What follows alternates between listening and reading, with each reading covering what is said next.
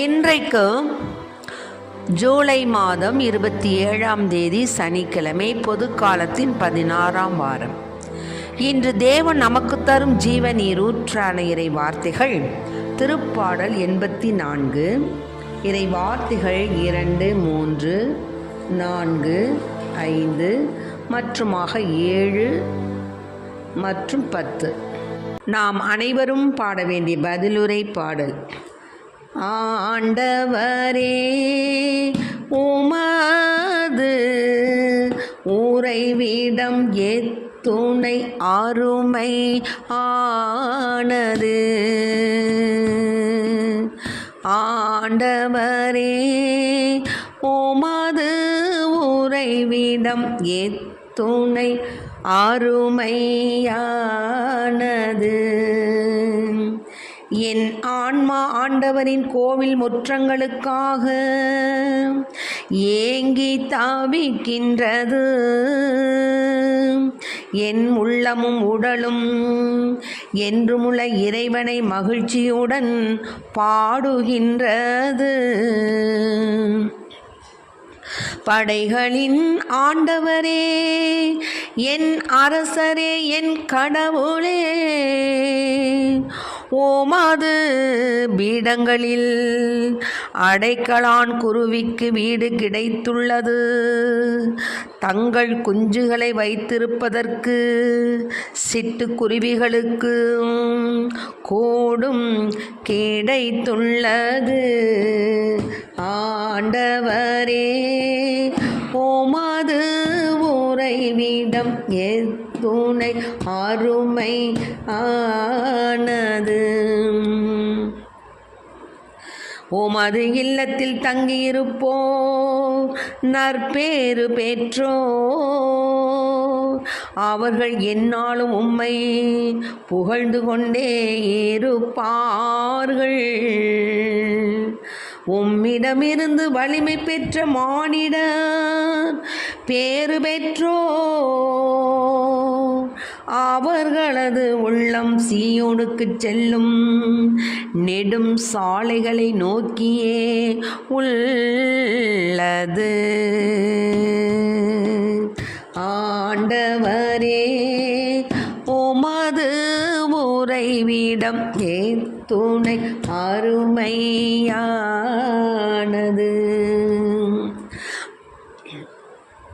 அவர்கள் நடந்து செல்கையில் மேலும் மேலும் வலிமை பெறுகின்றார்கள். பின்பு சீயோனில் தெய்வங்களின் இறைவனை காண்பார்கள். வேற்றிடங்களில் வாழும் 1000 நாட்களினும் உம் கோவில் முற்றங்களில் தங்கும் ஒரு நாளே மேலானது. பொல்லாரின் கூடாரங்களில் குடியிருப்பதினும் என் கடவுளது இல்லத்தின் வாயிற்காவலனாய் இருப்பதே இனிமையானது. ஆண்டவரே, உமது உறைவிடம் எத்துணை அருமையானது.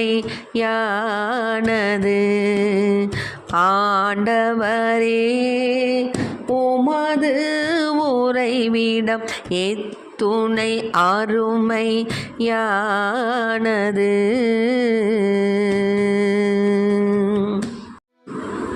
இன்றைக்கு நம் தேவன் தரும் ஜீவ நீரூற்றான இறை வார்த்தைகளை கேட்டோம். அதாவது திருக்கோவிலுக்காக ஏங்குதல். என்னன்னு கேட்டீங்கன்னா, படைகளின் ஆண்டவரே, உமது உறைவிடம் எத்துணை அருமையானது. ஆமேன். ஆண்டவருடைய உறைவிடம் அவ்வளவு அழகுள்ளது, மேன்மையானது. ஏன்னா அதில் குடியிருப்பவர் யாரு? இறைவன்.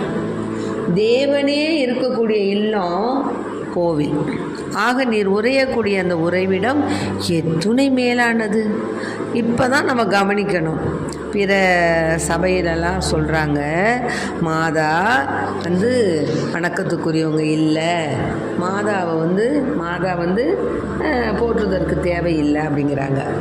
இந்த இடத்த நம்ம மக்களுக்கு, அந்த சிறு பிற சபைக்காரங்களுக்கு நம்ம இப்போ எடுத்து சொல்லணும். என்ன சொல்லணும்னா, மாதா இயேசுவை தாங்கிய அந்த வயிறோடு அவர்கள், அதாவது திருப்பேழை, மாதா இயேசுவை தாங்கிய அந்த வயிறுக்கு பேர் என்ன தெரியுங்களா? திருப்பேழை. எப்படி நற்கருணையில் நாதர் இருக்கிறாரோ அதுபோல் மாதா தன்னுடைய வயிற்றில் அந்த திவ்ய நற்கருணை பெட்டியில் ஏசப்பாவை வச்சுருந்தாங்க. அப்போது மாதாவுக்கு வணக்கம் சொல்லக்கூடாது, போற்றுதற்கு கூடாது, மாதாவே இல்லைன்னு சொன்னால் எப்படி?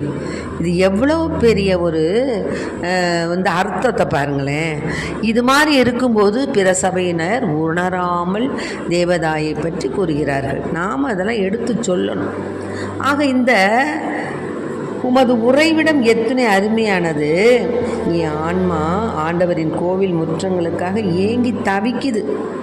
என் உள்ளமும் உடலும் இறைவனை மகிழ்ச்சியோடு பாடுது. ஏன்னா படைகளின் ஆண்டவர் தான் என் அரசர், என் கடவுள். அவருடைய பீடங்களில் யாருக்கு இருக்குது? அடைக்கலான் குருவிக்கு வீடு கிடைச்சிருக்கு, தங்கள் குஞ்சுகளை வைத்திருப்பதற்கு சிட்டுக்குருவிகளுக்கும் கூடு கிடைத்திருக்கு. ஆக உமது இல்லத்தில் தங்கி இருப்போர் நற்பேறு பெற்றோர், அவர்கள் என்னால் உம்மை புகழ்ந்து கொண்டே இருப்பார்கள். ஆமென். ஆக நாம் எப்பொழுதும் தேவனை புகழ்ந்து கொண்டே இருக்க வேண்டும். தேவன் இன்று நமக்கு தரும் ஜீவ நீரூற்றான இறை வார்த்தை என்ன தெரியுங்களா? அவருடைய உறைவிடம் எத்துணை அருமையானது.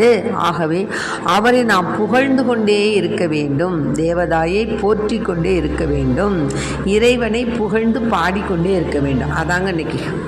அதனால தான் உம்மிடமிருந்து வலிமை பெற்ற மானிடர் பேறு பெற்றோர், உமது இல்லத்தில் தங்கி இருப்போர் பேறு பெற்றோர்.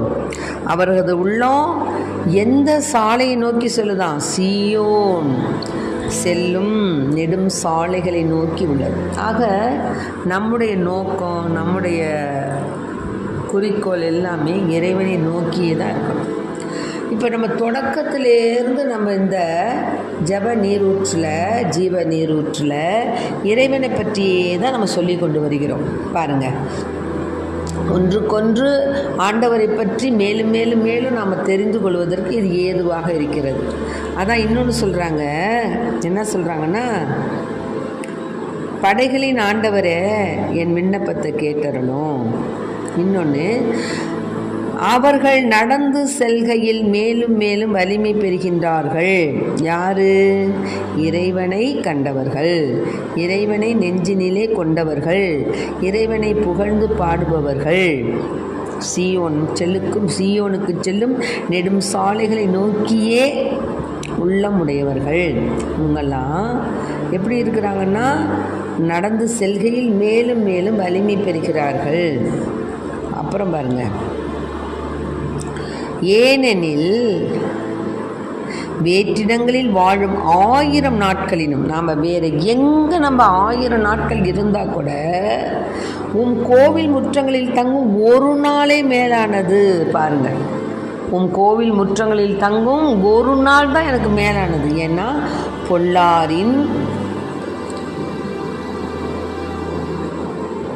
கூடாரங்களில் குடியிருப்பதினும் என் கடவுளது இல்லத்தின் வாயிற்காவலனாய் இருப்பது இனிமையானது.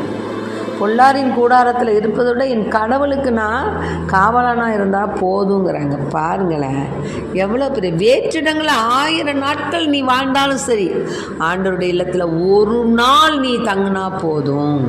அப்படிங்கும்போது நம்ம ஆலயத்தில் நம்ம எவ்வளவு மேரை மரியாதையோடு நடக்கணும் தெரியுங்களா? இப்போ பார்த்திங்கன்னா ரொம்ப ரொம்ப ஃபேமஸ் ஆகிடுச்சு. கோயிலுக்குள்ளாரையே நின்று பேசுகிறது, ஆங்கிறது, ஊங்கிறது, திவ்ய நற்கருணை பேலை முன்னாடி இருக்குங்கிறத நினைக்கிறது இல்லை. கோவிலுக்குள்ளாரையே குசலம் விசாரிக்கிறது, நீ நல்லா இருக்கியா, நான் நல்லா இருக்கியா, குடும்பத்தோடு நின்று பேசுறது, இதெல்லாம் அவசங்கைக்கு உரியது, ஆண்டவர் அருவருக்கக்கூடிய செயல்பாடு. அதனால தான் நான் சாட்டை கொண்டு அடித்து விரட்டினார். என் கூடாரத்தை என்ன வாணிப கூடாரம் நினச்சிட்டிங்களா, வியாபாரம் செய்ய இல்லைம்மா நினச்சிட்டிங்களான்னு சொல்லி எல்லாத்தையும் என்ன பண்ணார், குப்பரை தள்ளி எல்லாத்தையும் குப்பரை போட்டு உடைச்சார். ஆக தேவனுக்கு அருவருப்பான காரியம் நம்ம கோவிலுக்குள்ளார நின்று பேசுவது. நம்ம அப்போ தான் எல்லாரையும் கேட்போம், போவோம், வருவோம், அப்படின்னு ரொம்ப நம்ம அவமரியாதை செய்கிறோம். அது மாதிரி திவ்ய நற்கனை வாங்க வரும் பொழுது அநாகரிகமாக மற்றவர்கள் நம்மை பார்க்க வேண்டும் என்று நினைத்து கொண்டு நம்ம ஆடைகளை வந்து உடுத்துவது, நம்முடைய சிகை அலங்காரங்களை அப்படியே பறக்க விட்டுக்கிட்டு வர்றது, இதெல்லாம் தவறு. நீ யாரை உட்கொள்ள போகிற? தேவாதி தேவன், ராஜாதி ராஜன், விண்ணக மன்னக தேவனை நீ வாங்க போகிற. அப்போ உன்னுடைய செயல்பாடு, உன்னுடைய நோக்கம், உன்னுடைய ஐம்புலன்களும் யாரை நோக்கி இருக்கணும்? தேவனை நோக்கி தான் இருக்கணும். அப்போ பார்த்தீங்கன்னா அதுக்குன்னு ஒரு ஸ்டைலாக வருவாங்க. அப்படியே முன்னாடி செயினெல்லாம் தூக்கி போட்டுக்குவாங்க, அப்படியே முன்னாடி வந்து எல்லா முடியும் தொங்க விட்டுக்குவாங்க, ஒரு முக்காடு கூட போடாமல் வருவாங்க. இப்போ அது ஃபேஷன். அப்படியே தங்களுடைய அங்க அடையாளங்கள் அவ்வளவும் அப்படியே வெளியில் திரும்பாடி ஆடை அணிந்து வருவாங்க. இதெல்லாம் வந்து அதாவது கடவுளுக்கு விரோதமான காரியம். மேலுமாக சிறு பிள்ளைகளை வந்து நம்ம மற்ற பிள்ளைகளுக்கும் மற்றவர்களுக்கும் நம்ம இடைஞ்சலாக இருக்கிறோம். இப்படி இடைஞ்சலாக இருக்கிறவன் என்ன சொல்லிக்கிறாரு, கழுத்தில் வந்து கல்லை கட்டி நங்கூரத்தில் இதில் கடலில் தள்ளுங்கிறாரு. ஆக நம்ம நன்மை வாங்கும்போது தேவனை வாங்குகிறோம் என்ற உணர்வோடு போகணுமே தவிர நம்மளை 4 பேர் பார்க்கணும் அப்படின்னு அப்படியே ரொம்ப ஆடம்பரமாக போகக்கூடாது. நான் எல்லாரையும் சொல்லலை, நிறையா பேர் இப்போ டவுன் சைடுலேயும் சரி, கிராமப்புறத்தில் அவ்வளோவா இருக்காது. ஆனால் நகரமும் இல்லாமல் டவுனும் இல்லாமல் இருக்குது பார்த்தீங்களா, 2ஆம் கட்டம் ஊர்லேயும் அப்படி தான் இருக்காங்க. ஆக நாம் வந்து திவ்ய நற்கனை வாங்கும் பொழுது மேரை மரியாதையோடு தேவாதி தேவன் ராஜாதி ராஜனை வாங்க போகின்றோம் என்ற உணர்வோடு போகணும். நம்முடைய உடையை காண்பதற்காக அல்ல, நம்முடைய சிகை அலங்காரத்தை காண்பதற்காக அல்ல, நம்முடைய நகை நட்டுகளை எல்லோரும் பார்க்க வேண்டும் என்பதற்காக அல்ல. உன்னுடைய உள்ளமும் உடலும் தூய்மையானதாக நொறுங்குண்ட ஆவியோடு இறைவனில் உன் பாவங்களுக்காக மன்னிப்பு கேட்டு நல்லதொரு பாவசங்கீர்த்தனம் செய்து நீ இறைவனை உட்கொள்வாயானால் உனக்கு ஆசீர்வாதம். அதை முதல்ல புரிஞ்சிக்கணும். அன்பார்ந்த பிள்ளைகளை, இதை கேட்டுக்கொண்டு இருக்க அன்பு பிள்ளைகளை, உங்களுடைய வாழ்க்கையிலும் சரி, உங்களுடைய ஊரிலும் சரி, நீங்கள் பிறருக்கு இடரலாக இருக்காதீர்கள். ஒருவனை இச்சையோடு நோக்குபவனு அவனோடு விபச்சாரம் செய்தான் என்று பைபிளில் கூறப்படுது. ஆக நம்ம அதுக்கு இடைஞ்சல் கொடுக்கக்கூடாது, அதற்கு நம்ம காரணமாக இருக்கக்கூடாது. கடவுளுக்கு முன்னதாக நாம் ரொம்ப ஆசீர்வதிக்கப்பட்ட பிள்ளைகளாக போகணும், வரணும். அதான் சொல்கிறாரு, வேற்றிடங்களில் வாழும் 1000 நாட்களினும் உன் கோவில் முற்றங்களில் தங்கும் ஒரு நாளை மேலானது. ஆமென்.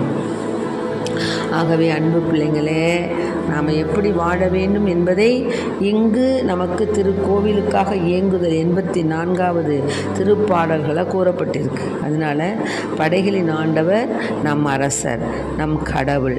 அவரது பீடங்களில் அடைக்கலான் குருவிக்கும் சிட்டுக்குருவிக்கும் என்ன இருக்குது, கூடுகள் இருக்குது. ஆகவே அதாவது என்னென்னா அப்படிப்பட்ட உள்ளங்களுக்கும் அங்கே தேவனுக்கு தேவனிடத்தில் உயர்ந்தவர் தாழ்ந்தவர் முகத்தாட்சினையும் பார்க்க மாட்டார். எல்லோருக்கும், அதாவது தேவன் எல்லாரையும் ஒரே கண்ணோட தான் பார்க்குறாரு. ஆக அன்பு பிள்ளைகளை, இதை கேட்டுக்கொண்டிருக்க அன்பார்ந்த பிள்ளைகளை, இன்று முதலாவது நாம் தலையில் நல்ல முக்காடிட்டு தெய்வ பக்தியோடு அந்த தேவனை வாங்குவதற்கு முன்னதாக நாம் மேரை மரியாதையோடு நம் உள்ளத்தையும் உடலையும் ஆன்மாவையும் ஒருநிலைப்படுத்தி அந்த இடத்தில் தேவன் பிரசன்னமாகின்றார். தேவாதி தேவன் மின்னிற்கும் மண்ணிற்கும் பாலமாக இறங்குகின்றார்.